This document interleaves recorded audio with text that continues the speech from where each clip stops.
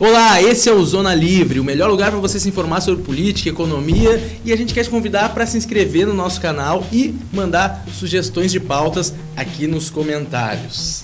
Bom, todo carnaval tem seu fim, porém o que não terminam mesmo, aparentemente, são as polêmicas que envolveram esse carnaval de 2018. Elas vão desde os gastos públicos envolvidos com os desfiles, até mesmo as próprias temáticas escolhidas pelas escolas.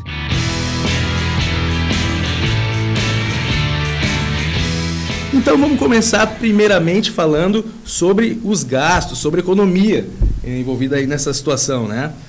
Sobre o Rio de Janeiro, Fred, tem essa grande discussão aí se vale a pena, digamos, entre aspas, se investir, se financiar o carnaval com dinheiro público ou não. Qual é a tua opinião a respeito? Esse dinheiro retorna? É algo que vale a pena se investir? Como é que é?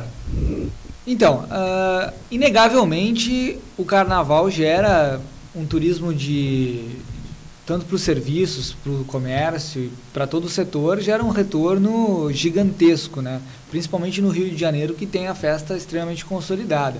Eu acho que a questão do governo investir ou não no carnaval, ela é muito mais uma questão moral do que propriamente uma questão de retorno, né? Se a gente for pensar sempre na lógica do retorno, a gente vai daqui a pouco concordar que o governo tem que ficar empreendendo em diversos setores, abrindo negócios e vai dar retorno. Acho que não é bem por aí o caminho, porque o carnaval é uma festa importante, é evidente, em diversas cidades, é uma festa popular, da cultura popular, mas que deve ser financiado por aqueles que frequentam a festa, por aqueles que têm interesse econômico na festa. E o Estado ele tem que se ater primordialmente às suas funções clássicas de segurança, saúde e educação básica, né? Uhum. Esse ano no Rio de Janeiro o prefeito Crivella reduziu bastante o investimento no carnaval, mas teve investimento do Ministério da Cultura através de leis de incentivo, né? Olha que interessante, né? Foram 70 milhões aprovados pelo Ministério da Cultura em diversos projetos de diversas escolas, mas foram captados 12 milhões e meio no carnaval, empresas interessadas em investir, claro, com isenção de impostos. O dinheiro que as empresas pagariam de impostos, pagaram para o carnaval. A questão é que é um dinheiro escasso, o dinheiro do povo, o dinheiro do trabalhador brasileiro, que é o que mais paga imposto, é um dinheiro escasso e ele tem que estar investido nas áreas essenciais e não em festas, em shows, em eventos que, se sustentáveis pelo dinheiro daqueles que frequentam, tem que ser feito com patrocínios privados e com dinheiro daqueles que frequentam. Uma questão muito mais moral do que uma questão de retorno. Uhum. E tu, Camilo, o que tu acha? Eu odeio carnaval, por exemplo. Eu gostaria que o meu dinheiro me perguntasse o que eu quero fazer com ele. Claro, eu não estou no Rio de Janeiro, aquele dinheiro não é meu, mas eu me coloco no lugar de quem está lá. Então, a questão é moral. Esse é o ponto. Acho que o Fred... Mas tu acha que é imoral, então, o dinheiro público ir para o carnaval, digamos, para uma festa cultural? Toda vez que o dinheiro ele é direcionado sem o consentimento daquele que está dando, ele é imoral. Isso para mim é um conceito que não é só para cultura. Ok, então isso é para qualquer coisa. Mas então qualquer dinheiro seria imoral, mesmo se investido nas áreas que teoricamente são de atuação princípios do Estado. Quem é que define isso? O que é área importante ou não? Mas a gente vai entrar num debate filosófico da função. Então, é por isso que eu digo que a questão é muito mais moral que qualquer outra coisa. Mas, independentemente disso, o Rio de Janeiro, tanto o município quanto o Estado, todo mundo sabe que eles estão quebrados, eles estão numa situação que eles não conseguem pagar as contas.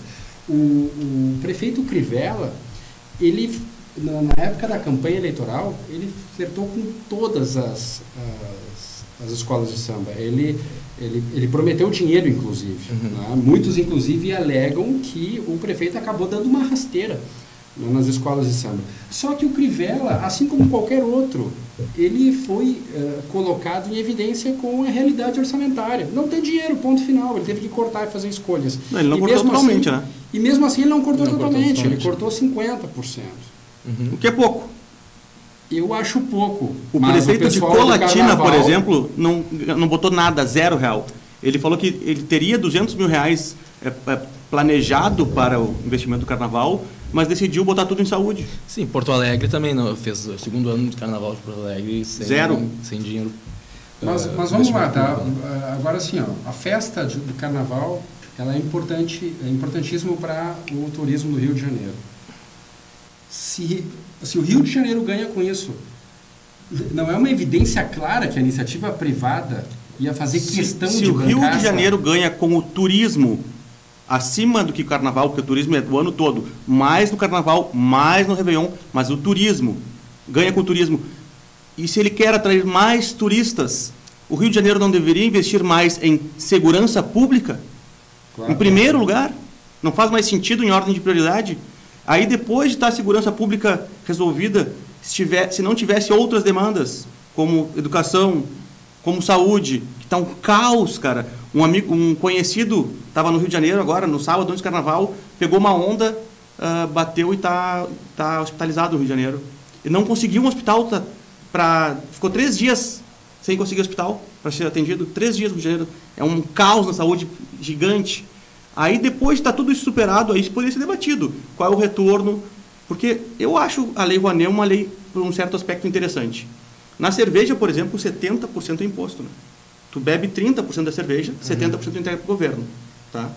Então, se a cervejaria quer abrir mão desse 70% de imposto que ela paga, abrir mão não, recolher direto para investir numa festa que incentiva o consumo do seu produto, eu acho interessante a Lei Rouanet. Para uma cervejaria, acho interessante. Em vez de eu dar o dinheiro para o governo que não é eficiente, eu vou investir numa festa popular que vai gerar maior consumo do meu produto, ou vou investir num filme que vai melhorar minha marca. Eu acho que deveria existir Lei Rouanet para tudo. Todo mundo deveria escolher aonde botar o dinheiro dos seus impostos. Eu discordo, mas tu vê assim, né? Na prática a Lei Rouanet acaba falando sobre cultura, que nem tu falaste, né? Na prática, por questão de interesse do que é mais interessante para o próprio empresário, acaba se investindo nos grandes artistas, né? A gente vê o grosso do dinheiro da Lei Rouanet indo para Cláudia Leite. Eu, como empresário, não posso colocar dinheiro numa escola, por exemplo? Exato, isso eu estou dizendo. Lei Rouanet para educação, Lei Rouanet para segurança. Por que eu não posso dar para a delegacia de polícia do meu bairro? Sem contar que, no caso da Lei Rouanet, existe ainda... O projeto tem que ser aprovado. Então, claramente, existe dedo do Estado no sentido de direcionar verbas. Mas aí isso é o lado ruim, mas a ideia de tu escolher onde vai ser gasto o dinheiro dos impostos, eu acho a ideia boa. Mas então, nesse sentido, é muito melhor, então, simplesmente reduzir a carga tributária de forma abrupta. Perfeito. O dinheiro já fica automaticamente... Só falta combinar com os russos. E não precisa criar um órgão de controle sobre isso. Perfeito. Só tem que combinar com... É uma forma de tu tirar dinheiro da mão do Estado. É uma forma. Pro Carnaval. Próxima pauta. Bom, uma das grandes polêmicas também envolveu a segunda colocada do Carnaval Rio de Janeiro, a Tuiuti, né? Que também já esteve envolvida em outras polêmicas no ano passado, quando aconteceu... Morreu uma pessoa, né, atropelada por um carro alegórico e tal. E aí voltou essa grande polêmica por questão da temática levantada por ela e por ironizar os eleitores que criticavam o governo petista em função da relação incestuosa aí com a corrupção. Mas antes de falar da segunda colocada, eu acho que cabe a gente citar a primeira colocada, né? Nós estamos gravando aqui hoje, quarta-feira de cinzas, o resultado saiu hoje, a campeã do Carnaval foi a Beija-Flor novamente, com um enredo falando da corrupção, né? Pô, coisa bonita, uma escola criticando a corrupção, colocou lá um rato gigante na avenida. Agora muito bonito. Falar, né? Muito bonito. Mas eu acho muito interessante porque, para mim, tanto a primeira como a segunda colocada do Carnaval do Rio poderiam ser a primeira e a segunda colocadas também no Carnaval da Hipocrisia, né? Porque há alguns anos atrás, a Beija-Flor foi campeã do Carnaval do Rio com um enredo sobre a Guiné Equatorial, um país que vive em ditadura há quase 30 anos de ditadura. O carnaval deles foi patrocinado pelo ditador, né? E as empreiteiras envolvidas no Petrolão, que tem um monte de negócio lá. Inclusive também pela Odebrecht, né? E aí tudo bem, aí pode. Aí esse ano o enredo é contra a corrupção. Então, primeiro lugar em hipocrisia para o Beija-Flor e segundo lugar em hipocrisia para a Tuiuti, que virou febre aí nas redes sociais, porque veio com críticas à reforma trabalhista, né? A CLT, né? Assim, se o Ministério Público do Trabalho atuasse da mesma forma que atua nas empresas, essa escola de samba ela nem entrava na avenida, porque ano passado morreu gente, né, enquanto estavam desfilando. Então, claramente, ali já está afrontando. Mas vamos lá, vamos olhar para a questão da CLT que eles criticaram fortemente. Tem um dado aí que surgiu, né, que eles, de todas as pessoas que trabalharam no desfile e na preparação, apenas 3 tinham devido registro, né, com carteira assinada e tudo mais. É o maior índice de eficiência do planeta. Não, 3 funcionários CLT fizeram todo aquele carnaval inteiro. Não, é assim, ó, eu até considero ótimo. Fora a hipocrisia, imagina só naquele ritmo desenfreado, louco, antes do carnaval, o pessoal correndo, tendo que vir à noite, tu dizer pro cara o seguinte, olha, agora tu vai fazer o teu exame médico para a gente ter certeza que tu pode trabalhar para começar um contrato de experiência. Ou senão, assim, ó, faz a 1 hora de intervalo que era da CLT antiga, exatamente. 1 hora inteira. Então, aqui, ó, não tem essa de ficar virando noite aqui no barracão aqui para fazer as costuras. Não tem, imagina só como é que não ia ter carnaval do Rio de Janeiro se a lei fosse aplicada tal qual. 12 por 36. Né? E assim, ó, eu duvido muito que as pessoas que estiveram lá trabalhando lá fizeram aquilo de forma coercitiva. Elas fizeram por amor, inclusive. Então não tem o mínimo sentido tu fazer essas pessoas assinarem a carteira mais que amor, por mais um trabalho temporário por livre e espontânea vontade. Claro, não teve coerção. Assim, não teve coerção. Assim como quando um funcionário quer trabalhar sem carteira assinada e ficar para si todo o provento, o fruto do seu serviço, ele não pode, porque o governo não deixa, ele não tem essa vontade respeitada. Eu tenho convicção que a Tuiuti empregou muito mais gente, gerou muito mais oportunidade, pagou muito melhor e teve um resultado que a gente viu ali, tiraram o 2º lugar. Mas a gente tem que destacar que é uma moral de cueca, né? Eles ficam aí vomitando a questão, agora somos todos escravos e não sei o que. Cabe ressaltar que o carnavalesco da Tuiuti, ele é militante do pessoal, fez campanha por Freixo, né? Fez. E também cabe ressaltar que a frase que ele falou, por que ele não criticava antes mesmo? Eu até quero fazer um parênteses antes, porque eu acho bonito essa liberdade de expressão, né? Eu acho que é saudável, que as pessoas tenham liberdade completa para se manifestar. É bonito. Você vê, não num passado muito distante, em 1989, o carnavalesco Joãozinho 30 teve... Escondeu o Cristo Redentor. Teve um carro alegórico censurado, né? Porque ele estava com um carro alegórico bastante polêmico, um Cristo Redentor e tal, no meio do lixo. E a justiça censurou. Um monte de mendigo, né? Isso. Eu acho bonito, então, que a gente tenha liberdade de expressão, né? Lembrar outro caso recente, 2004, um jornalista, correspondente internacional aqui no Brasil, falou que o nosso presidente tinha uma relação um tanto quanto complicada com álcool. Caçaram o visto do jornalista e mandaram ele embora porque ele falou mal do presidente. Eu acho bom que a gente tenha essa liberdade de expressão prevalecendo, acho bonito. Acho que as pessoas não tem problema nenhum as pessoas terem posição política. Agora, novamente, a moral de cueca e a hipocrisia, né? Olha o que ele falou, olha o que o carnavalesco Jaque Vasconcelos falou numa entrevista para o site Carnavalesco, um site especializado em carnaval. Ele foi perguntado, e o cenário político do Brasil e do Rio de Janeiro? Você acha que você acha que falta o carnaval voltar a ser mais crítico nas suas mensagens? E aí ele respondeu, eu acho que é muito positivo a gente poder se posicionar. Muito disso tem relação com a troca de governo. Hoje somos oposição e antes éramos parceiro do poder e não podíamos arranhar a relação. Enredos mais críticos não eram incentivados. Agora, com uma guerra declarada, tem essa abertura maior. Os dirigentes nos deixam livre e temos mais que fazer. O cara assumiu que era comprado antes. Me choca ler isso, porque olha o que ele fala, né? Temos mais que fazer. Cara, temos mais que fazer a crítica social, a crítica política. Liberdade de expressão é um bem sagrado, temos que fazer sempre. Agora, claramente ele coloca que antes eles eram parceiros do governo, eles eram aliados do governo de ocasião e eles não podiam criticar o governo. Então assim, tem um rabo preso ali, depende de financiamento, depende da ajuda daqueles governos. Mas não pode criticar, é uma mais grave do que isso. O carnaval é a festa popular mais forte do Brasil. E, de certa forma, sai vitorioso para a imagem popular um discurso contra reformas fundamentais importantes numa véspera de eleição. Eu acho que isso é muito grave Porque eles fazem agora a crítica por não estar ganhando dinheiro. Não a crítica pela crítica, porque a CLT é ruim tanto, que a CLT foi boa a reforma. Tanto que eles não usam. E isso vai em conta, né, ali no que a gente falava antes ali, que quando tu está direcionando, está financiando com dinheiro público questões culturais, quando tu vai financiar questões culturais, qualquer que seja, arte, etc., tu vai estar direcionando para uma visão de mundo, de X ou Y. Então, o cara que está discordando, o dinheiro dele está financiando uma visão a qual ele pode ser extremamente contrário. Eu não sou contrário a eles mencionarem a pauta. E acho que é um risco, né, para as reformas, para aqueles que são a favor das reformas.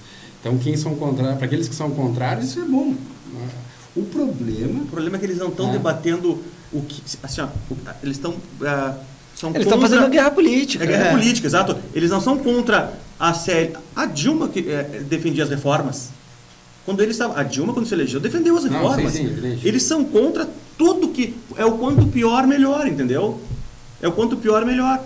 Esse é o problema. Mas aí se a gente for entrar nessa discussão política, a gente tem que entender também que nós temos um governo impopular, mesmo daqueles que foram a favor do impeachment. Nós não temos um governo popular, porque ninguém votou nele, né? Quem votou na Dilma disse que não votou nele. Quem votou disse que não votou. E quem não votou, quem votou no Aécio. Então, é um governo impopular. E esses factoides que geram grande repercussão, o desfile da Tuiuti, ficou em segundo lugar, gerou uma grande repercussão, inclusive na mídia internacional, né? Eles foram bastante ousados, né? Aquele carro alegórico, onde tem as mãos... Cara, manipulando as pessoas com a camisa da CBF, batendo panela, aquele carro... É um desrespeito com a população, cara. Sim, mas é uma arte chocante, uma arte que choca, entendeu? Mas eu acho que existe um valor artístico. Cara, foram as maiores manifestações do mundo. Elino, eu concordo contigo, eu estava lá. Eu me sinto, como uma pessoa que fui nas ruas, pedi o impeachment da Dilma, sem que qualquer pessoa... tivesse me fazendo boneco, fui por livre e espontânea vontade porque acreditava naquilo, me sinto ofendido. Mas se nós vamos discutir a questão artística, por exemplo, é uma questão que tem um valor artístico. Sim. E que faz parte da guerra cultural. Cara, quem está criticando que faz parte da guerra política. O dinheiro público antes, que agora não mama, e daí está dizendo, a reforma é ruim. Tá, eu acho que eles têm o direito de falar isso. O que me preocupa, não é esse problema, o que me preocupa problema é que grande parte da mídia e grande parte da mídia esse é o problema. É que grande parte da mídia, grande parte da mídia pega esse discurso e começa a propagar levar adiante essa guerra política na mídia. Não fica restrito ao carnaval isso. Aí se a gente for discutir a questão da reforma, eu volto ao problema. Nós temos um governo impopular e a única defesa das reformas parte de um governo impopular que usa também dinheiro nosso, público, para fazer propaganda a favor da reforma. Não existe entre um consenso popular de opinião de massa a favor da reforma. Existem intelectuais, economistas, uma certa elite, etc. Mas por quê? Porque o povo... ali no final do dia não consegue ver o valor das reformas. É a velha questão, benefícios dispersos e custos concentrados. Então, quando você dá um aumento, quando você dá um privilégio para determinado setor, os benefícios eles são dispersos na sociedade e os custos são concentrados. O contrário. Os custos são dispersos na sociedade e os benefícios são concentrados. As pessoas não sentem. Reformas como a reforma da Previdência, reformas como a reforma trabalhista, têm um benefício extremamente disperso na sociedade, que é de você ajustar as contas públicas, você melhorar as contas públicas no médio prazo. Na questão da reforma trabalhista, são diversas pessoas que vão poder entrar no mercado de trabalho formal que antes não poderiam, mas você tem custos concentrados. Por exemplo, uma pessoa que vai se aposentar, que sente no bolso, que sente na pele, que ela vai se aposentar ganhando menos e tendo que trabalhar mais, porque é assim, a reforma é isso. Muitas pessoas, inclusive quem se aposenta por idade, por exemplo, vai ter uma perda relevante na sua aposentadoria. E é isso. Agora, quem é que está defendendo a reforma? É um governo impopular, que não foi eleito pelo voto, né? Pelo menos não o vice-presidente, ele entra na chapa, então é complicado. Agora, vamos debater a questão do carnaval. É uma crítica social forte, repercutiu forte. Eu concordo contigo, eu acho que nós temos... isso vai acho que contribui para o panorama de estremecimento da pauta positiva a favor das reformas, mas é do jogo. Liberdade de expressão, acho que, independente de concordar ou não, foi um desfile que veio para causar e causou. Bom, vamos concorde ou não. Vamos falar aqui, estamos no final do programa já, vamos falar um pouco sobre a área mais de comportamento, que envolveu também o politicamente correto. Voltou aquele debate lá nas redes sociais, que uma vez foi do turbante, né, que todo mundo botou seu turbantezinho na perfil para tirar um sarro, sobre a apropriação cultural, etc. Sobre esse debate eu queria falar com vocês aí. O que vocês pensam a respeito? Alguém quer se pronunciar? Eu acho que o mundo tá chato pra cacete, né? Deixa a galera se fantasiar de índio, deixa homem se fantasiar de mulher. E a liberdade, ela é plena. A liberdade, ela é plena. Isso aí. Não tem mais o que fazer, cara. Eu digo, puxa... Tu fica triste. O que vai ser... Não, é que tu não pode fazer piada, entendeu? Hoje tu tem que ficar pensando no que tu vai falar, porque tu pode estar ofendendo alguém potencialmente. As pessoas ficam... Não, a gente tem que falar tudo que vem. A gente tem que ter liberdade para falar as coisas e falar. Porque se entrar no espiral do silêncio e não comprar essa briga... Não. Tem que se fantasiar de índio. Eu não estou discordando disso, mas eu estou dizendo que muita gente fica pautando exatamente inclusive, o contrário. no próximo Dona Livre eu vou vir fantasiado de índio. Olha aí, ó. Tá. Mas assim, ó, mais um reflexo, né, da ditadura do politicamente correto, dessa guerra cultural que a gente está vivendo. E a gente tem que fazer é simplesmente tentar contrapor. Tem que contrapor. E não dar bola para esse tipo de coisa. E defender a liberdade de expressão, né? Da sua maneira mais ampla possível, né? Quem é que vai restringir, quem é que vai botar os limites, né? Eu acho que a mídia daí tem um papel que muitas vezes é um papel de desserviço, né? Porque, mal ou bem, nós temos as redações tomadas por jornalistas, muitas vezes, que têm uma agenda, né? E aí eu gostei muito desse card aqui que o Danilo Gentili postou, vou pedir para o nosso editor colocar na tela aí, que a mesma imprensa, o mesmo veículo de comunicação tem duas interpretações sobre a questão, né? Então, primeiro eles postam lá, Paola Oliveira vai de Índia no baile de carnaval e é criticada na internet. Apropriação cultural, que coisa feia, blá blá blá. Aí a outra é, Fátima Bernardes pula carnaval de Índia e namorada se declara, tira onda. Qual que é o critério? Então, parece que se o fulano, se o Beltrano é da minha agenda ou não é da minha agenda, eu vou criticar ou não vou criticar. Gente, que coisa chata. Então, o mundo vai ficar muito chato se a gente ter que ficar patrulhando e a imprensa acaba cumprindo esse papel, ficar patrulhando todo tipo de coisa. O mundo já está chato e já estamos numa guerra cultural, né? Já estamos falando a respeito. A questão é... Alice se inscrevendo no canal. Bom, pessoal, mas é isso aí. Chegamos ao final do programa e queremos a sua participação e suas ideias para melhorar o Zona Livre, para ele ficar ainda mais livre com as suas ideias que você vai colocar aqui nos comentários. Também divulgue o Zona Livre, mande para os seus amigos e se inscreva aqui no nosso canal. Então, até a próxima semana.